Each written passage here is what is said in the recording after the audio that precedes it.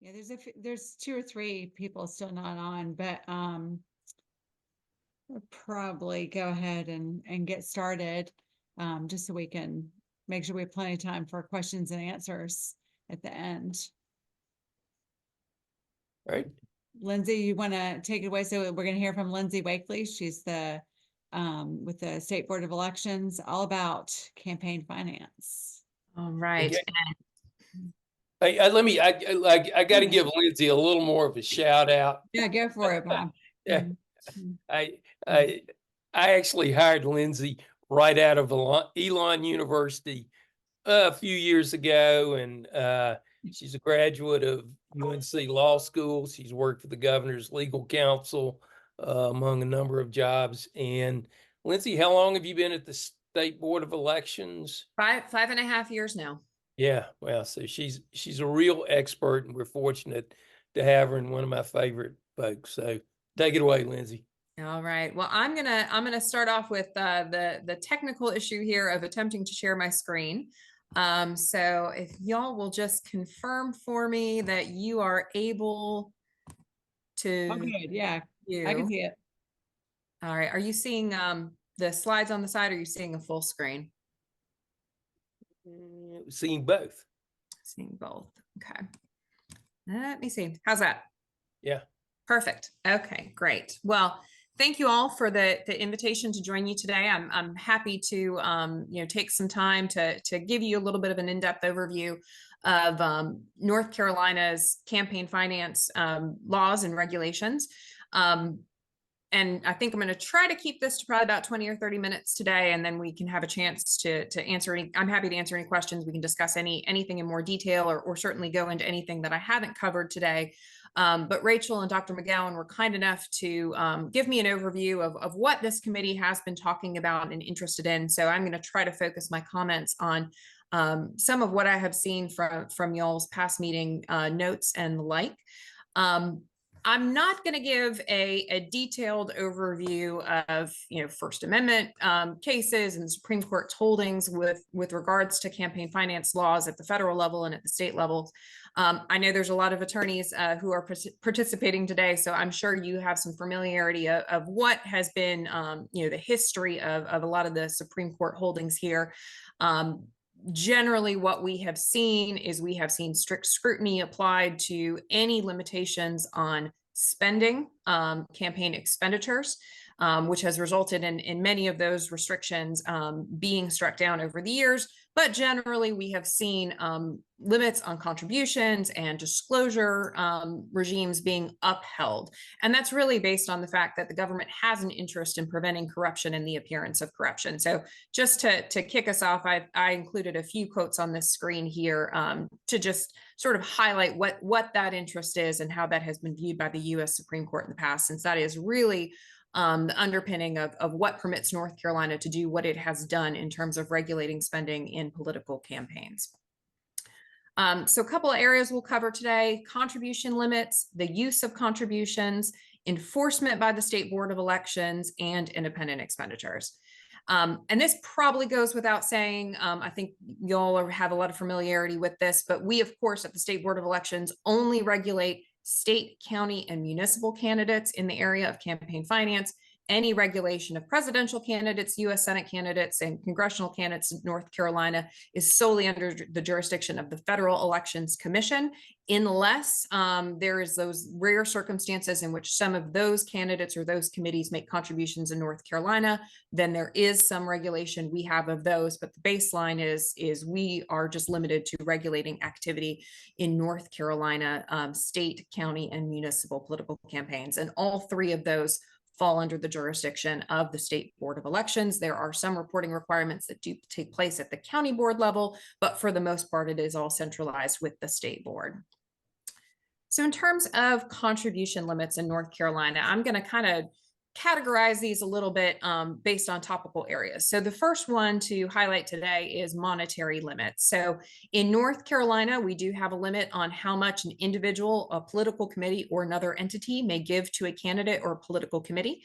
That contribution limit is currently $6,400 per election. And so when we say per election, that means an individual may give up to 6,400 during a primary, and then again up to 6,400 during a general election.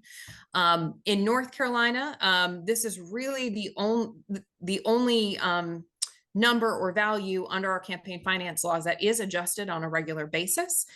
Every 2 years, we reevaluate the contribution limit based on consumer price index, and a new limit is announced at the beginning of the year. So the current limit of 6,400 went into effect January 1st of 2023 and will remain in effect until December 31st of 2024. So we're really talking about sort of your legislative election cycle there.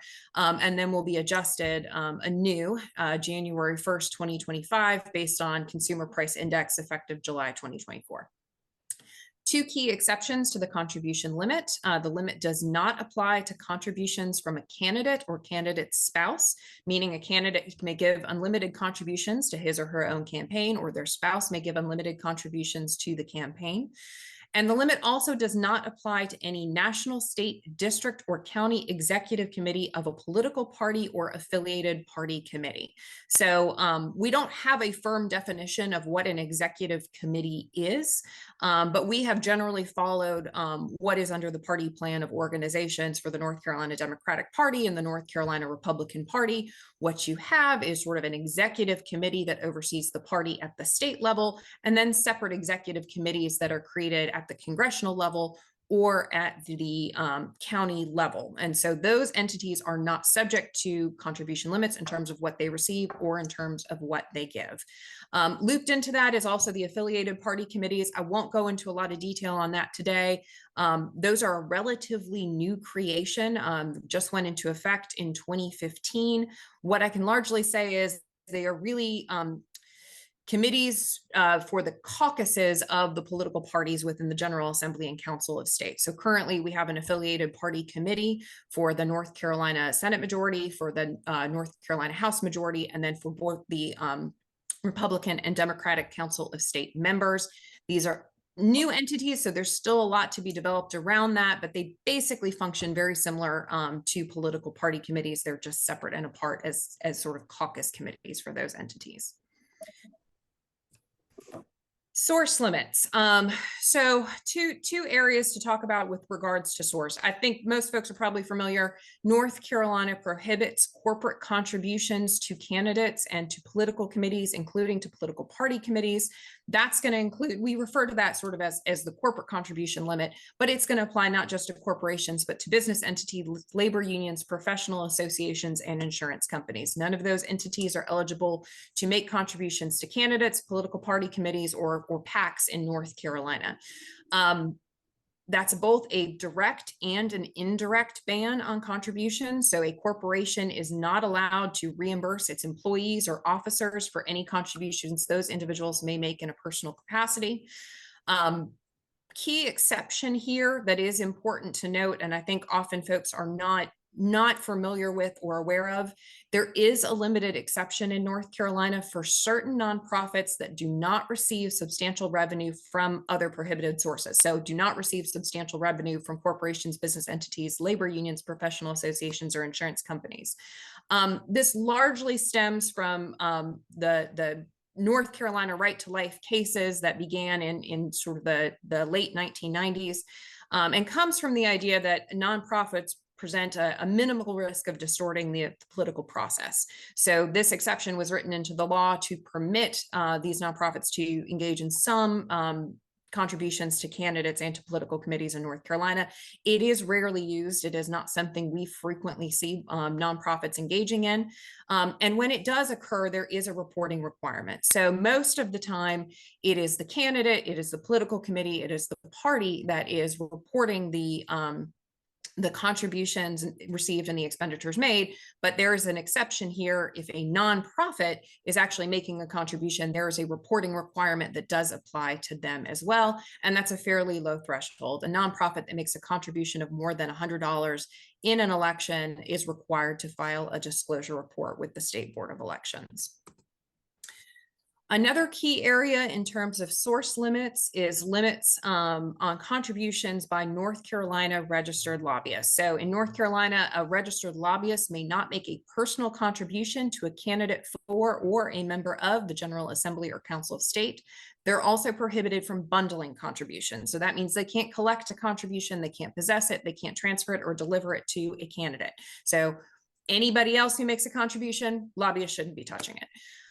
This was challenged as a potential First Amendment violation for lobbyists, and the Fourth Circuit actually upheld the ban in 2011, in part because lobbyists are not prohibited from participating in the political process entirely. They're just prohibited from making contributions, and the court did find that the state of North Carolina had an interest in regulating in that area. Lobbyists can still volunteer with a campaign. They can display signs and literature. They can canvass. They can attend a fundraiser so long as they don't make a contribution to attend that fundraiser. So there is a realm of activity that they are still permitted to participate in. They just are not allowed to make contributions in North Carolina. And then there's the temporal limits. So these are really the limits that apply specifically to candidates for and members of the General Assembly and Council of State while the General Assembly is in session. So while the General Assembly is in session, certain limited contributors are not allowed to make contributions to candidates for and members of the General Assembly and Council of State. Those entities are also not allowed to solicit contributions while the General Assembly is in session. Little bit of repetition here. This limit actually came into effect before what we just talked about in terms of the lobbyist ban. So lobbyists are prohibited from making contributions at any point in the year, but it's also specifically under the statute limited from making contributions while the General Assembly is in session, as are lobbyist agents, lobbyist principals, so the entity that hires a lobbyist. Most of the time that is going to be a corporation, so they're going to be prohibited from making contributions anyway under the source limits we just talked about. Political committees that employ or contract with a lobbyist doesn't happen very frequently. Really the big one here is traditional corporate PACs. So a political committee whose parent entity, so that's the entity that really created the PAC, if that parent entity employs or contracts with a lobbyist, then that PAC is not permitted to make contributions while the General Assembly is in session. And it's an interesting regulation here in that there are really two factors we look at. Contribution cannot take place during session if it's dated during session, or if the candidate receives the check during session and does not return it, or agrees to receive the check at a later time. So this is an area where it gets to be a little tricky for many members of the General Assembly, especially as of late. As you all have probably seen, the General Assembly tends to stay in session for a very long time nowadays, and tends to leave and come back frequently. So we do see that there are quite a few candidates who have been tripped up and PACs that have been tripped up. They may not be aware of all the times the General Assembly is in session or not. So this is an area we see a lot of activity right now, but something that will continue, I think, to be a focus for the State Board of Elections is making sure we do have a lot of compliance with this to make sure that there are no prohibited contributions taking place during session. And then just as one other item to highlight, North Carolina is very strict in terms of prohibiting anonymous contributions or contributions made in the name of another. These are strictly prohibited. Any anonymous contribution that is received by a candidate must be forfeited to the state of North Carolina. So that means there's no such thing as, jars for cash to be put in at political events where you don't know who the contributor was, no pass the hat contributions. All of that is prohibited in North Carolina. There's no earmarking of contributions permitted in North Carolina, so you can't make a contribution to a political committee with an instruction that that political committee then make a contribution to a particular candidate. Same for political party. Those are considered contributions in the name of another and are strictly prohibited. And the burden is on the candidate to make sure that they are receiving the name and mailing address for every contributor who makes a contribution to their committee. And for every contribution of more than $50, they need to disclose the name, mailing address, as well as the job title or profession and the employer's specific field of business activity or the name of the specific employer for each contributor.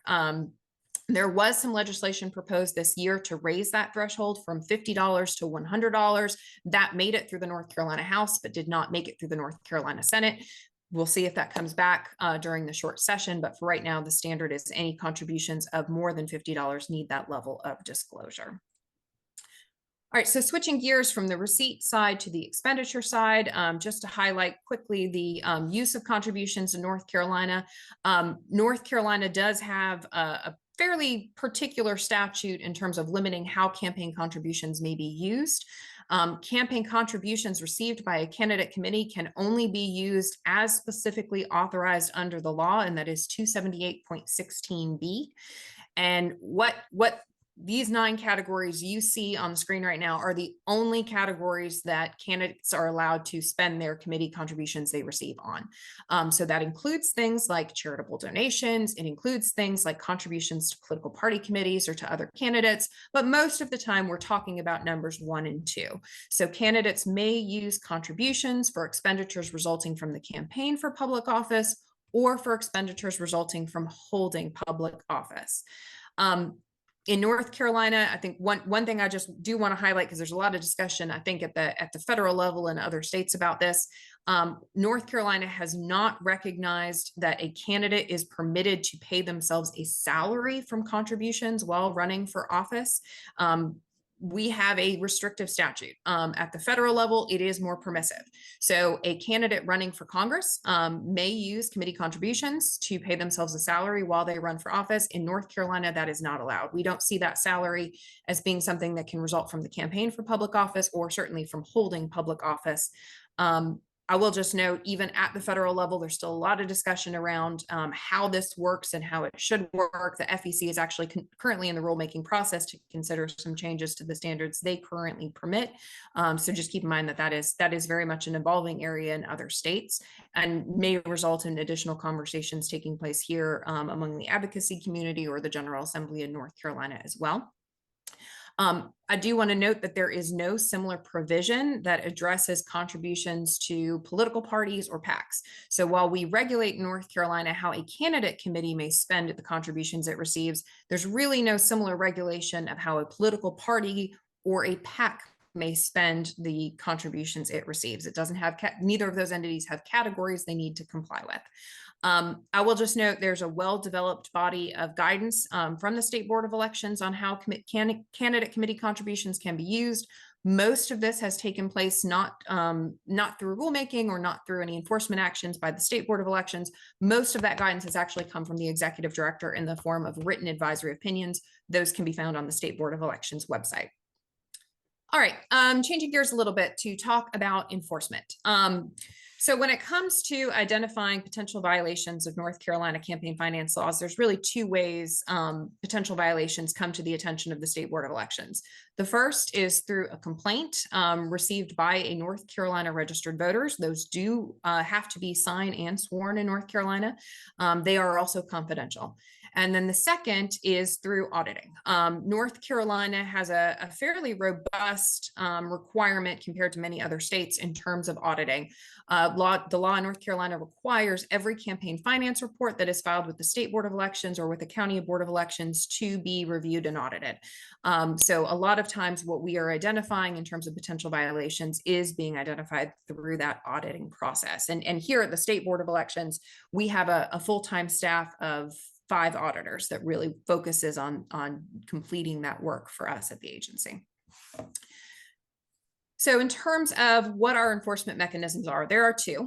There are civil penalties and there are criminal referrals. So the State Board of Elections has authority to issue civil penalties in 2 areas. The first is for late reports. So the State Board of Elections may issue a penalty of $50 per day up to $500 for a late report that affects a non-statewide election.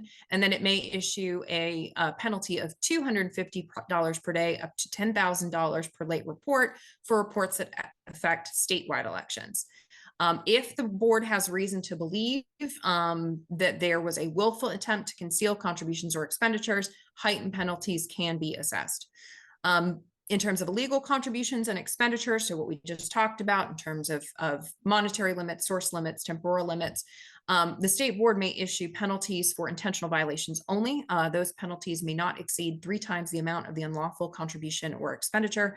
Forfeiture is also permitted in addition to any civil penalties for those contributions or expenditures.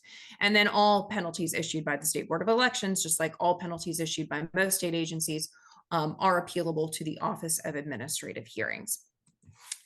In terms of criminal penalties, the vast majority of intentional violations result in a Class 2 misdemeanor. There is a statute of limitations for misdemeanor campaign finance violations in North Carolina. That statute of limitations starts from the day the last report is due for the election, the contributions or expenditures effect. So for the 2022 election, the last report due was due in January 2023. That was really the starting point for any statute of limitations for any violations that would have been identified during that election. We do have a couple of limited provisions that do speak to felony violations. So a treasurer who makes a false report is potentially guilty of a felony. Unlawful corporate contributions of more than $10,000 results in a potential felony, and then unlawful anonymous contributions or contributions in the name of another of more than $10,000 results in a potential felony. Some of you may be familiar, back in 2016, the North Carolina General Assembly combined the State Board of Elections with the State Ethics Commission. We existed as a combined entity for a number of years until a legal challenge to that structure of that agency was completed, and the Supreme Court found the current structure to be unconstitutional. As opposed to reforming the agency to fit a constitutional structure, the General Assembly made the decision to sort of unwind and put us back to 2 separate entities. But as part of that process, we did retain a referral process for criminal violations with the State Ethics Commission. So for the State Board of Elections to actually refer a potential violation to a prosecutor in North Carolina, we first have to refer to the State Ethics Commission, get their confidential recommendations, and then upon receipt and review of that, we have the ability to review to prosecutors. So it's an interesting additional step that was added in. We have gone through that process a couple of times now. It does largely appear to work, but obviously it takes a lot more time when we have an entire separate state agency that also has the authority to receive a referral from the State Board of Elections, investigate it, and make a recommendation back to us before we refer anything to prosecutors. I will just note, and I haven't talked about this in detail, certainly happy to if the committee has any questions. There are certain disclosures that have to be made in print media, television, and radio advertisements, disclosing who paid for, who sponsored that advertisement. That gets contained on the actual face of the advertisement. Sort of an interesting component within North Carolina's enforcement regime, though, is there's no civil penalty authority for a violation of those disclosure rules. In those particular instances, the only option available to the State Board of Elections is actually criminal referral. So just an interesting point on that one. To help further the resolution of potential violations, the State Board of Elections did adopt a settlement policy in 2023. So beginning in February of 2023, to resolve a potential dispute about an illegal contribution or expenditure, the state board sort of evaluates the potential violation based on a number of factors. Those include the history of potential violations, the sum of the potential violations that were identified during the course of the audit. And depending on where they fall on sort of that scale, a warning letter may be issued or a settlement may be offered equal to the sum of the prohibited transaction. So, what this really comes down to is the State Board of Elections has made the choice to allow certain first-time violations to be dealt with in a more informal capacity.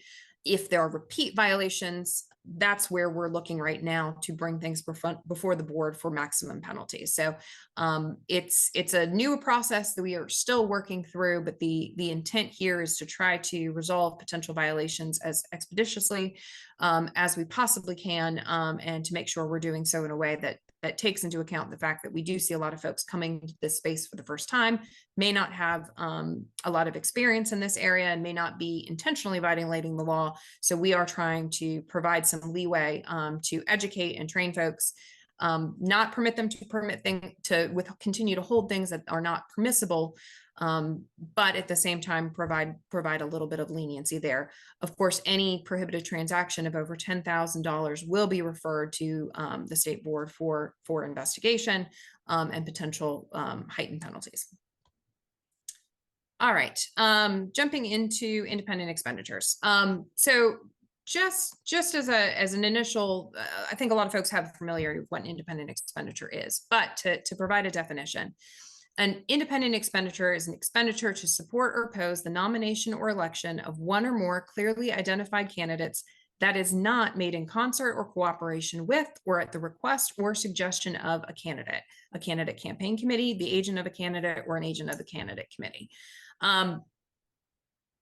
What does that mean? So, what that means is expenditures that are made where there's really separation from the candidate are independent. If there is coordination with the candidate, then it's not independent, and we treat that as a contribution. What North Carolina does, and I think this is true for a lot of other states as well, we haven't had much opportunity in recent years to really define coordination much beyond the definition you see on the screen. I think I was at a conference recently. There was a lot of discussion of, in a post-Citizens United world, was there expectations that we would see a lot of regulation, a lot of new laws and rules in terms of what is coordination, such that we put ourselves in the realm of contributions as opposed to the realm of independent expenditures. That simply hasn't taken place yet in North Carolina and in many other places. What we have typically advised candidates to do in North Carolina is to pay close attention to what is coordination at the federal level. If something is considered coordination at the federal level, it's very likely here in North Carolina, we would consider that coordination as well. So the FEC has published some more detailed rules defining coordinated communication. Coordination at the federal level really looks at as a three-pronged test. What is the source of the payment? What is the subject matter of the communication? And then what is the interaction between the person paying for the communication and the candidate or political party committee? That's really the conduct prong. And that's really, I think, where additional discussion is often taking place. So in terms of conduct standards at the Federal Election Commission, they are looking for things like, was there a request or suggestion by the candidate to make the independent expenditure or to make the expenditure? Was there material involvement of the candidate or the candidate committee? Was there substantial discussion about the expenditure with the candidate or candidate committee? Was there a common vendor? Or is there a common employee? Is a former employee of the candidate or former independent contractor of the candidate now involved in the independent expenditure effort? And then lastly, is there sort of a dissemination or distribution or republication of candidate committee materials taking place? An important distinction here in North Carolina, that last piece, our laws are a little different. So in North Carolina, expenditures for the distribution of information relating to a candidate's campaign, positions, or policies that is obtained through publicly available resources, including the candidates committee, is not considered a coordinated expenditure unless there's other evidence of coordination present.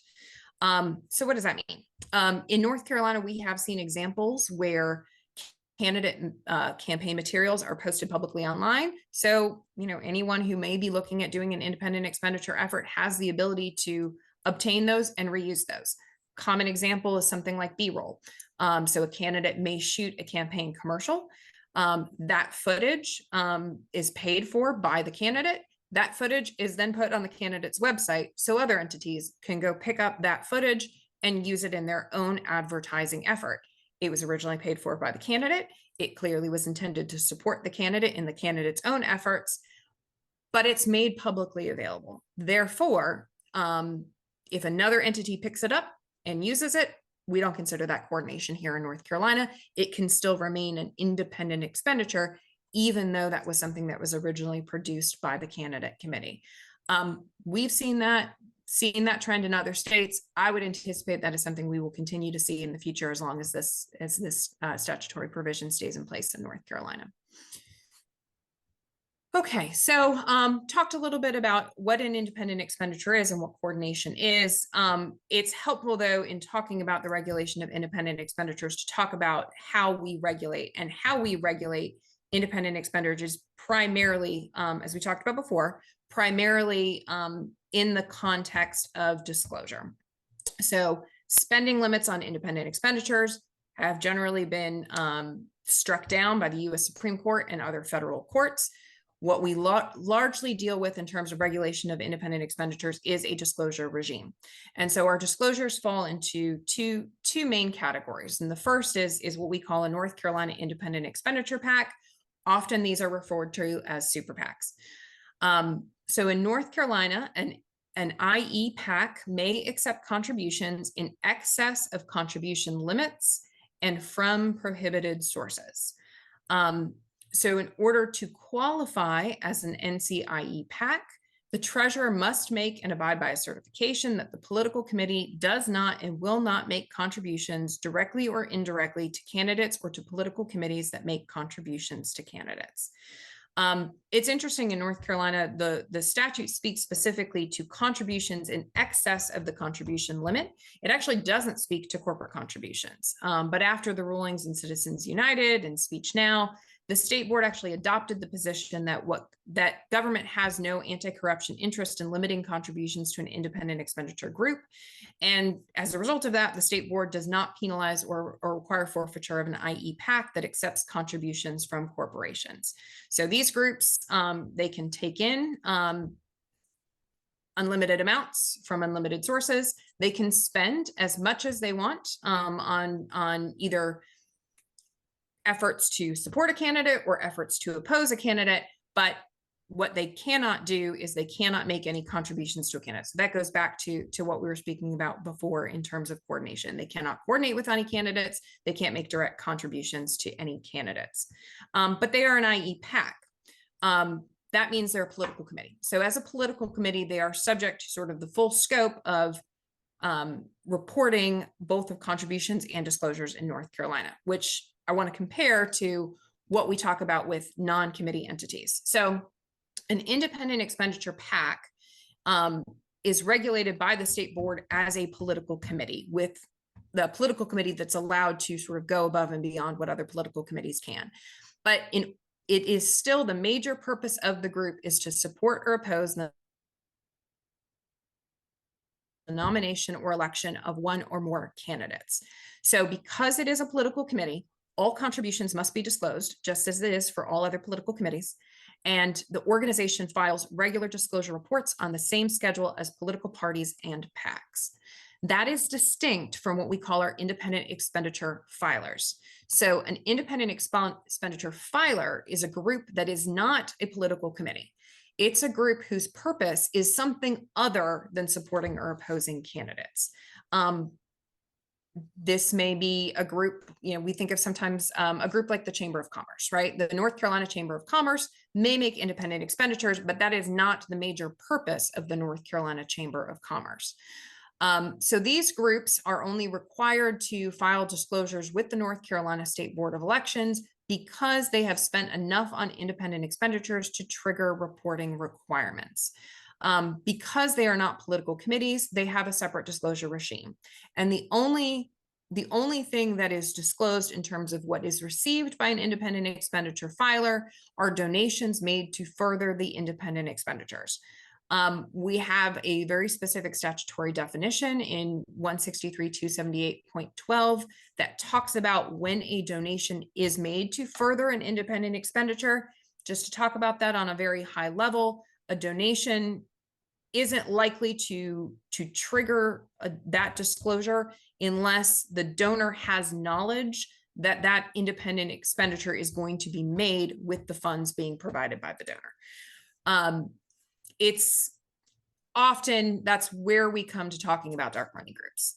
So, groups that exist, receive money, make independent expenditures, but have limited disclosure of what money they're receiving and what that money is being used for. North Carolina does require sort of a limited pulling back of the curtain if the donation is made to further the independent expenditure. But because you have that knowledge component that really comes into play with regards to the donor, there's not going to be many contributions or many donations to the independent expenditure filer that are ultimately going to end up being disclosed. Independent expenditure filers are also distinct in that they do not file regular disclosure reports like a political committee does. They only file disclosure reports in elections in which they make independent expenditures. So it's not an ongoing registration and reporting requirement with the state board. It is something that happens temporarily per election. And we talk about the reporting. I do want to highlight what that threshold is. In the event an individual person or other entity makes independent expenditures in excess of $100 in an election, that individual person or entity is required to file a disclosure report. That's a very low threshold at the end of the day. $100, especially in light of today's economy and today's costs, is low. That may mean a homemade sign could potentially trigger an independent expenditure report by an individual. It means printing copies of mailers or flyers at Kinko's could potentially trigger an independent expenditure report by an individual. I will note that the state board has recommended to the North Carolina General Assembly considering raising that threshold from $100 to $1,000. Our understanding is, I think, that the General Assembly was not intending to have sort of the individual effort on their own in support or opposition to a candidate trigger sort of a complex reporting regime. Granted, the reporting is not as complicated as it is for a political committee, but there are still forms that need to be filed with the County Board of Elections or with the State Board of Elections.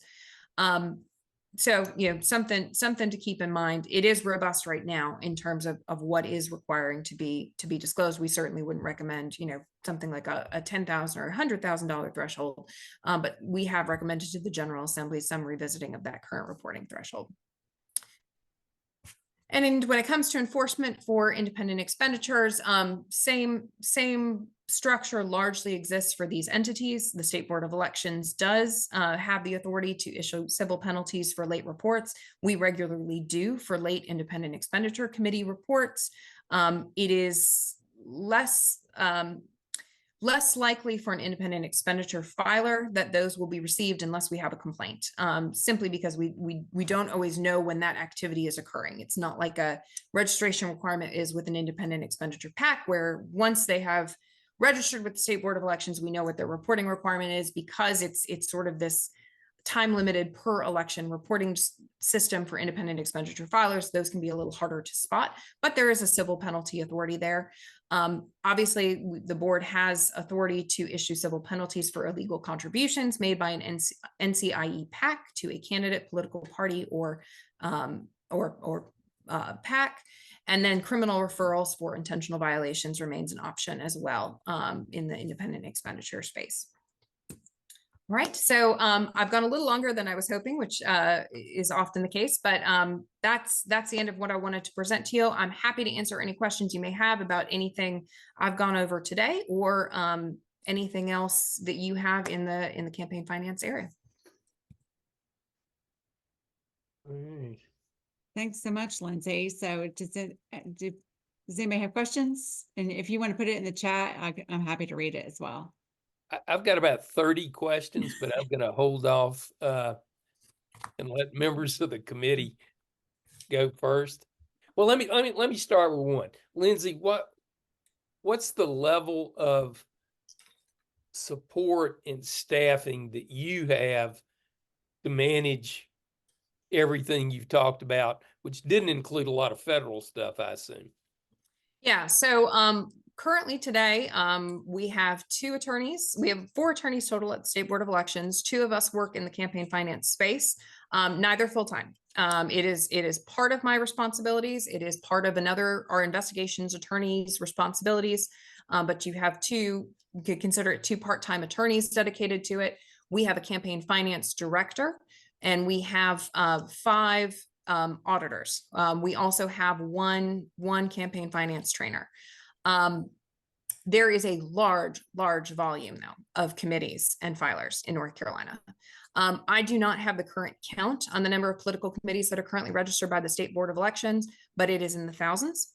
And on top of that, as I mentioned, the State Board of Elections also has authority over the county and municipal. There is no comprehensive database of how many committees exist at the county and municipal level. If there are thousands at the State Board of Elections, though, I think it's a safe assumption that there are thousands at the county and municipal level. So any penalties for late reports, for illegal contributions, for illegal expenditures, all of that comes to the State Board. So it is a very, very large volume of activity that is being regulated by, I would say, a relatively small number of individuals.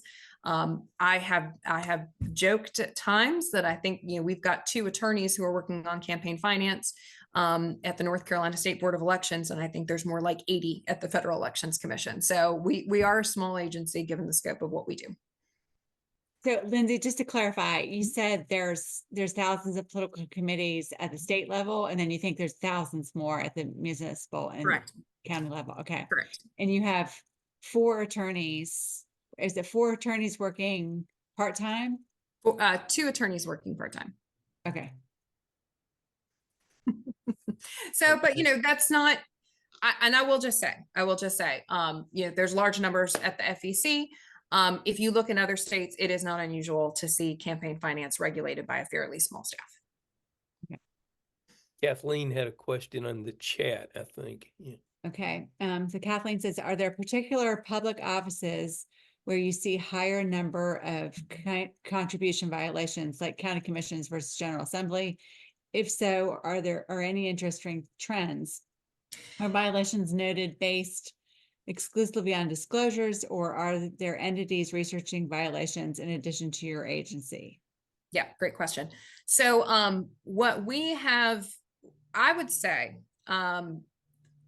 there are, when you're talking about statewide candidates, and many candidates, not all, but many candidates for the General Assembly, it's common to see those candidates hire professional treasurers. So these are individuals who, their career is to provide campaign finance related support in terms of disclosures and compliance with the law. There are whole firms that do this work. We see less violations at the statewide level and the General Assembly level because candidates are more likely to have that support from a professional trained individual, especially when it comes to things like late reports. We're more frequently going to see that at the municipal and county level where that support typically doesn't exist.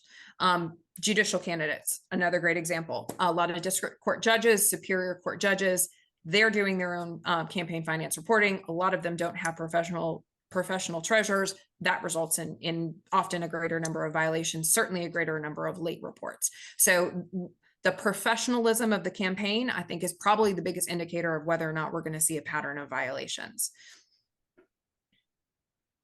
So, let's see who. That's it. Yeah. Brad that's had a question. Yeah. really interesting. Mm-hmm. I was hoping to get a little more information about what you're seeing with independent expenditures and some of the trends in that area.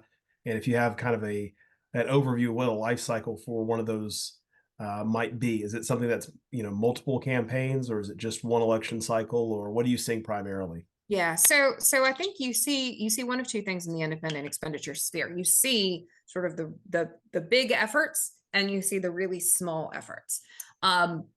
Typically, I think those bigger efforts, again, you tend to see more of that in the professional class of treasurers. There are individuals who specialize not just in supporting committees, but supporting IE activity. So we do tend to see that as being candidate limited, right? So we will have a particular independent expenditure PAC or independent expenditure effort that takes place to support or oppose a particular candidate in an election. After that election is over, that entity will often dissolve or go away.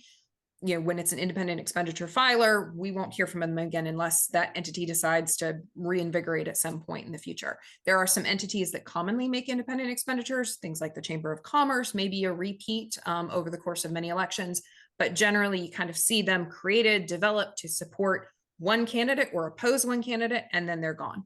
On the local level, it tends to be very small. When I talked about that $100 threshold, a lot of times we see independent expenditure efforts that pop up around one candidate, a couple $100s are spent, and then it's gone. A lot of times that's individual driven. There's usually no professional effort to that. I will say independent expenditure efforts in overall are pretty infrequent, unless it's that individual level activity, pretty infrequent to see an IE PAC or a real coordinated effort in support of municipal candidates or county candidates. We really see independent expenditure activity centralized in support of single candidates running for statewide office, although we do sometimes see efforts supporting, say, a certain group of candidates for the General Assembly. And occasionally judicial, also very rare, but we have seen, I think, an uptick in independent expenditure activity around judicial candidates in the last few elections. Thank you. So, if I could follow up on that, Lindsay, the decision to allow unlimited contributions and what I would say the far less stringent requirements than on individual contributors, is that a statutory decision? Has that been driven by court decisions? It's an area that concerns me. Yeah, so I think for the most part, we've seen, and this is true for everywhere, we've seen a change in terms of what is permitted for independent expenditures. It's very court driven. So it's the federal cases that have come down that have really driven the change around what is required for a lot of these larger independent expenditure activities and efforts. When it comes to individual disclosure, that's statutory. So that's coming more from what the General Assembly has required and quite frankly, not updated over the past few years.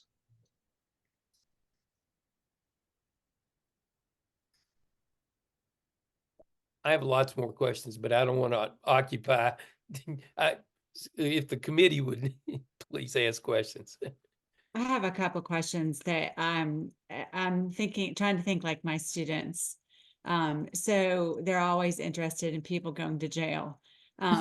So when you talk about the class 2 misdemeanors, for the expenditures, can you give me examples of that? Of what would be a class 2 misdemeanor? Yeah, like what is there an example of like somebody that got charged with class 2 misdemeanor? Not many. The truth is, I think the reality is we have not seen a lot of misdemeanor violations result in actual prosecution. It is not unusual when the State Board of Election refers a misdemeanor violation to a prosecutor for that to be resolved through some sort of plea agreement. And I did point out too, the statute of limitations does come into play here. So, because you have the State Board of Elections auditing a very significant volume of reports, that doesn't happen very quickly. It obviously takes time to identify those. So the statute of limitations can create a real barrier because by the time we have identified the potential violation, gone through the process of referring it to the State Ethics Commission, then referring it to the prosecutor, there may not be a lot of time left to really move forward with that prosecution. So I will generally say they're misdemeanor violations, which means there's not a lot of follow-up prosecution for those. There's, certainly the fact that it is a misdemeanor, the fact that there are criminal penalties associated, I think does help clarify the importance of needing to comply, but actual prosecutions for misdemeanor violations are rare. The more high profile ones we have seen in the past in terms of prosecutions typically are in that felony category. Okay. Quick follow-up. Is it the candidate that is on the hook criminally? Is it the treasurer? Is it the campaign committee? And when you're talking about civil penalties, who's paying this? Yeah, so that would depend on who's engaged in the violation. So if we have a treasurer who has intentionally filed a false report, they are criminally liable. If we have a candidate who has taken committee contributions to use for personal use, they've bought a sports car that they're going to use. There's I won't name names, but haircuts. There was a prosecution involving a candidate who was using committee funds for haircuts not that many years ago. Those tend to be that tends to be its own thing. So we just simply yeah, Bob, can you reiterate the question? I'm sorry, I've lost my train of thought mid sentence. Yeah, well, I mean, is it, so it depends. It could be the treasurer, it could be the Yeah. candidate. It And just, it depends on who is really culpable for the intentional misconduct. That's going to make the difference. And then in terms of the civil penalties, which is what I wanted to also hit on, civil penalties are assessed against a committee. The board does have the authority to assess civil penalties against an individual candidate or a treasurer for a late report. However, the state board's practice has historically been that those civil penalties are only assessed against the committee itself. And I think we'd really, for there to be a shift in that, we'd be looking for intentional misconduct by the treasurer. another candidate unhappy with the compilation there.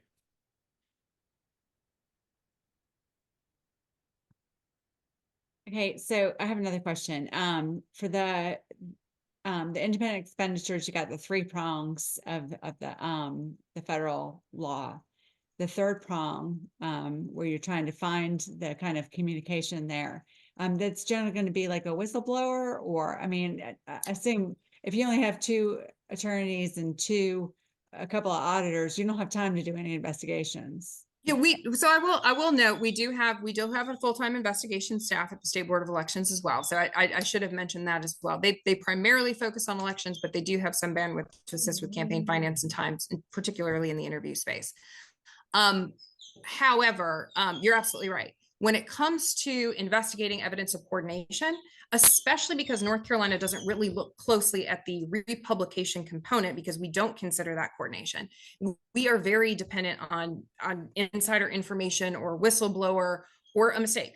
Somebody simply releasing something they shouldn't have released into the public sphere that gives evidence of coordination, which I think is one of the challenges. You know, I mentioned that the expectation, when we saw an increase in independent expenditures as a result of Citizens United and sort of the evolving case law in that area, the expectation was we would see a lot more definition around coordination. That can be done legislatively. That can also be done through enforcement proceedings. But we haven't seen that happen as much through enforcement proceedings because you just don't get a large volume of enforcement actions. And that's for exactly the reasons you mentioned. It's very difficult to uncover that evidence unless you have somebody who's willing to come to the forefront. Okay. Lindsay, it's Bob Edmonds now on Mike. Do you have any really good gaudy examples of things that went wrong or such violations? I mean, I think everyone has probably, and when you say such violations, you're talking specifically about something like coordination? Yeah, or independent expenditures more generally. Not in North Carolina. You know, typically I think you are seeing a lot of professional treasurers who are involved in these efforts. And I will say this is a compliment to the bar here in North Carolina. I think a lot of the attorneys and the professional treasurers who are working with these efforts, they're not necessarily trying to get around the law. So I think you do see a lot of these entities putting up some of the walls to make sure that coordination in fact isn't occurring. I don't know that we're not seeing a lot because it's simply folks are being careful and it's not happening. They're certainly maximizing, you know, what flexibility they can. But we haven't seen a lot of major violations in North Carolina. Where I will just say where we've continued to see some more dramatic violations is in areas like anonymous contributions, contributions in the name of another. I think everyone is probably familiar with the case involving Greg Lindbergh, with contributions to the North Carolina Republican Party. That was a whistleblower situation involving the state insurance commissioner. But generally, I think we haven't seen that, in part because I think there's room to try to stay on the right side of the law. And I think we generally have had a compliance focused bar.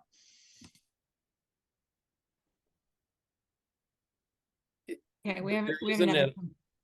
No. Go ahead, Mary Jo. I'm sorry. There's quite another question. To what degree are candidate violations related to lack of education about the rules, other than treasurers who have been trained, or to lack of understanding of the rules by the treasurer or its committee? Is there a need for additional education?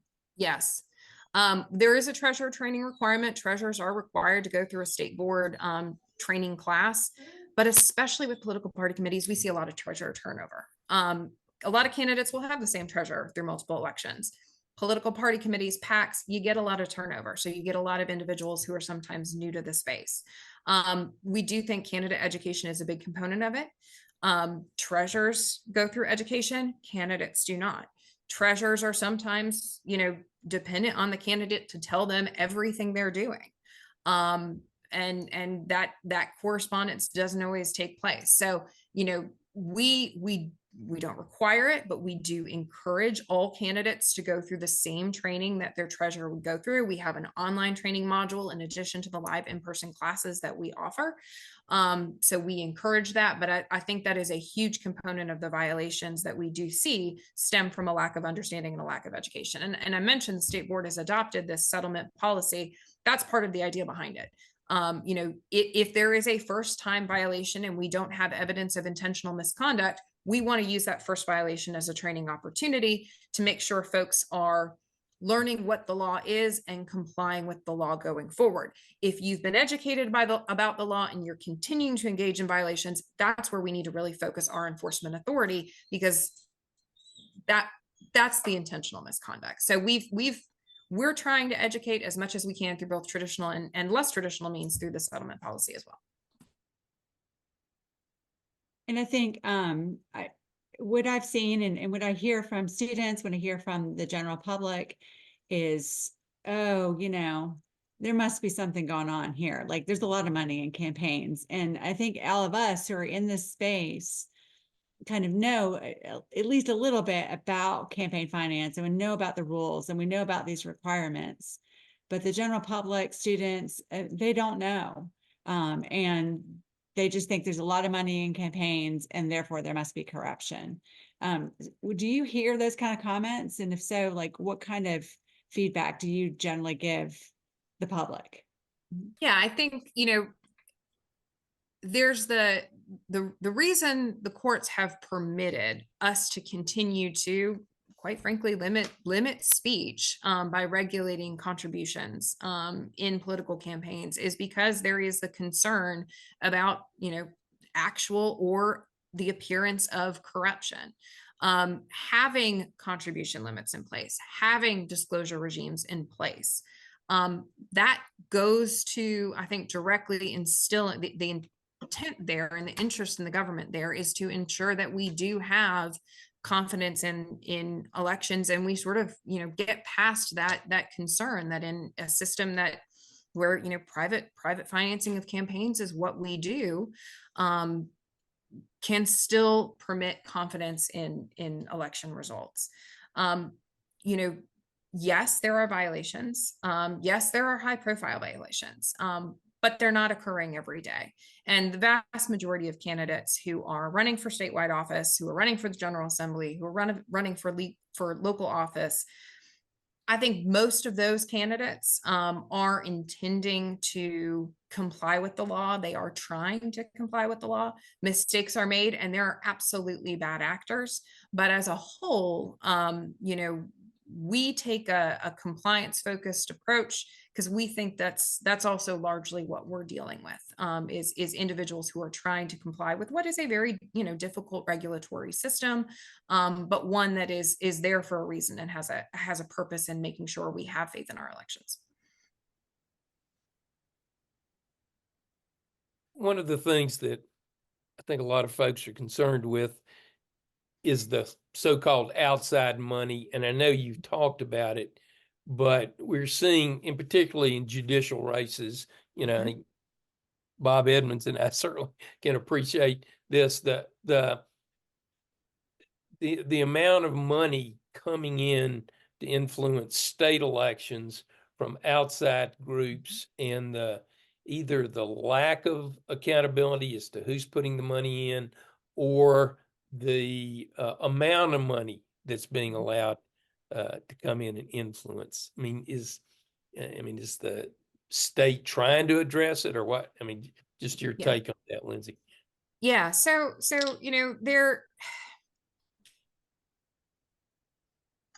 there is, and we didn't talk about, I didn't go into this today. But when it comes to money coming in from out of state or money coming in from dark money groups, we are doing what we can to enforce with the statutory structures we have. And the federal political committees, which is where I think a lot of this money is running through nowadays, do have reporting requirements in North Carolina. If you are a federal PAC, and you are making contributions in North Carolina, you are required to register with the board and disclose those contributions. If you are a federal super PAC and you are making independent expenditures in North Carolina, we consider you an independent expenditure filer. And we are doing our darndest to try to get those folks to file the reports that they are required to file, so we know what that activity is. That's a big component of it. I think one thing that the State Board of Elections does have at its disposal, and we are putting a lot of focus on, is, when you talk about the ban on corporate contributions, that is both a direct and indirect ban. So, when we're talking about, dark money potentially coming in from other places, there are some things we're going to run into walls on, but there are other things where we can really have a say. In other states, a political party may be permitted to accept corporate contributions. In North Carolina, they're not.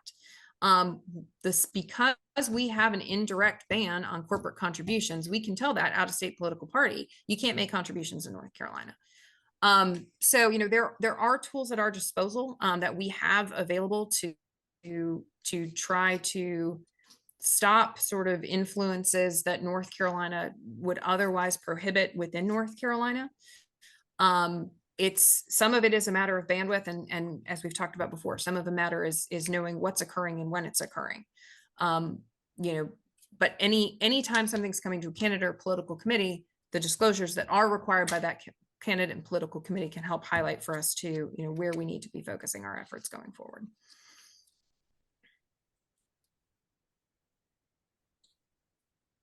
So if you had at your disposal, magic wand, and you could fix anything in the campaign finance system, what would you recommend getting fixed? Well, at the State Board of Elections, I will just say we try to stay out too much of legislative recommendations as opposed to enforcing the laws that we do have. That said, I will note that I think we are all anticipating in 2024 continued activity in the digital space, continued new means of communicating with voters, especially through digital advertising that may be manipulated, digital advertising that there's just different opportunities there to sort of hide who's actually engaging in the activity. That is an area that I think still poses challenges for voters to be able to use the disclosure regimes that we have in place, to know whose independent expenditure reports I need to go look at to understand what the activity is taking place. They have to know who's making the expenditure, who's spending that money. And that can be very difficult because there's such it's an evolving area and there's a limited area. We require a print media advertisement, a television advertisement, or a radio advertisement to list who paid for it. We don't require that in North Carolina for any digital advertisement. So if it's an email, if it's a social media post,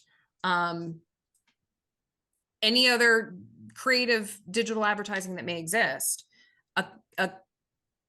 a voter may look at that, want to research further. Who is this entity? Where do they get their money from? Who else are they making expenditures in support of?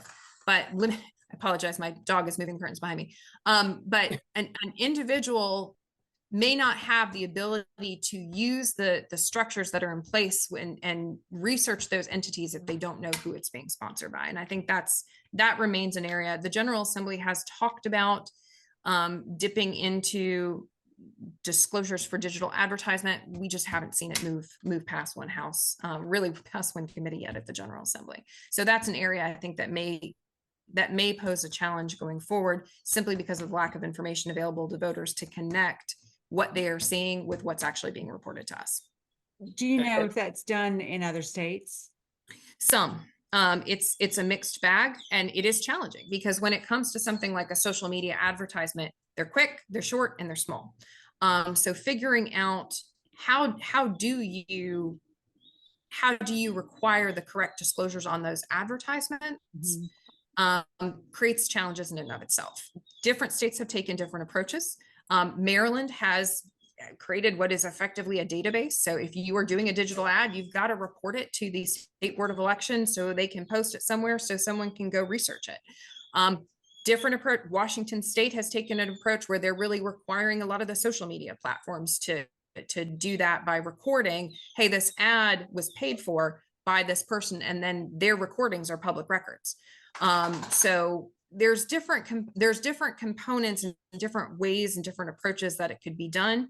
And really, I think to a certain extent, we're in an experimentation phase. In some other states, we'll be able to see what's working, what's not working. And North Carolina can potentially, adopt a model based on that. Any talk about having to register as an independent expenditure group before you can actually run the ads? Does that make any sense, Lindsay? I don't. So they're registering. I mean, to a certain degree, registration exists today, right? If you meet the definition of a political committee, you have a registration requirement with the State Board of Elections. It's not before, but it's in a short time frame. Once you meet the definition of a political committee, you've got to register with the state board within 10 days. So that's a very short window. On the side of a group that doesn't meet the definition of a political committee, I think there are constitutional questions that come into play there. We can't really impose a pre-registration requirement on something that is not a political committee. So that creates a little bit of a challenge there. I think, with some of these digital ads, what we've seen in other states is they're requiring that ad to be, I think, basically reported to the State Board of Elections simultaneously with the digital ads being run. So that's happening at the same time. That's not necessarily triggering the full disclosures.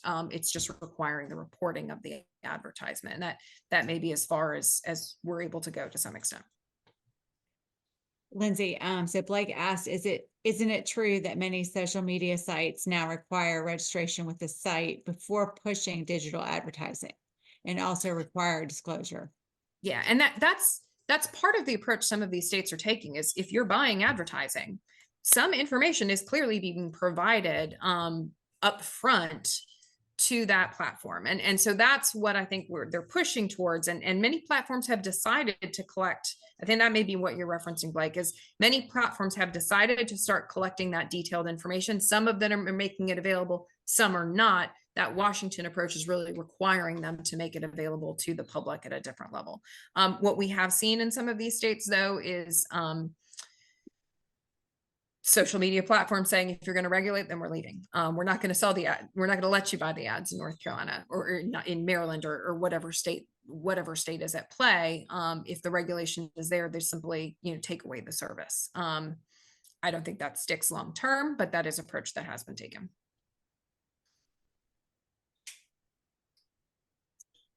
All right, other questions?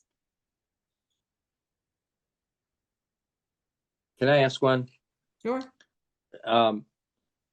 Lindsay mentioned that the House in our legislature has discussed this digital media. Did she? And she said nothing's come of it. She wasn't implying that there is a House bill, were you? Not this session. Okay. There was a House bill. The last time I think we had a bill introduced, I believe it was Holly Granger I want to say it was 2018. So that was the last time there was actually a bill that was proposed, that was moving through House elections committee. I don't believe it ever made it out of committee though. It was proposed, it was introduced, it was debated, but didn't go any further. All right, thanks. And that was, I will note that that was a disclosure regime that would have required the State Board of Elections to create a database and would have required any digital ad purchased in the state of North Carolina to be uploaded to that database. Mm-hmm. Good.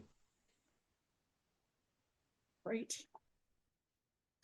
All right, any other questions? This has been fascinating, Lindsay.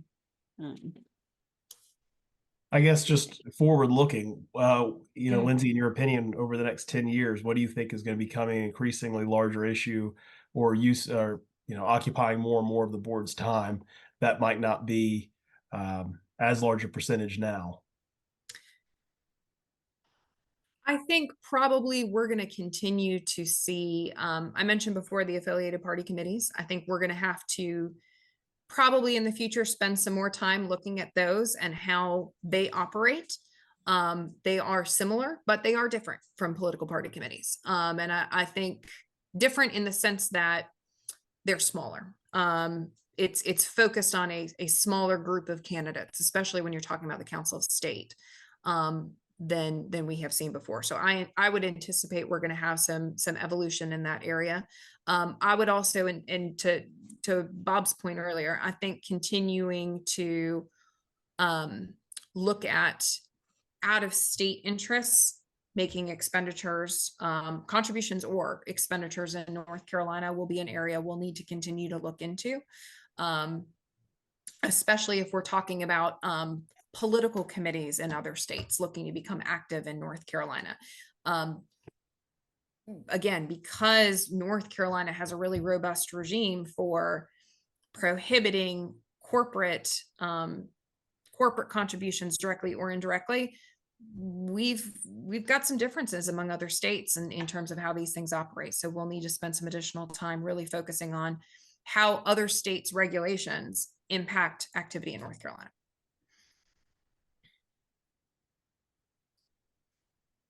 Thank you. Good. Kathleen, you said you need to hop off. Bye. Thanks for joining. Well, thank you so much, Lindsay. This has been, as I said, fascinating. And thanks, Lindsay is going to let me use this for my class. So I'm super excited. I don't have to teach all this stuff. Happy to help. I appreciate the invitation. No, we appreciate you as well and all the work that you do with the state board. If no one else has any other questions, we'll go ahead and end here, but look forward to some emails about another meeting coming up soon. Okay. Anything else? Thanks again, Lindsay. We really appreciate your help. Thank you. Y'all have a good one. You too.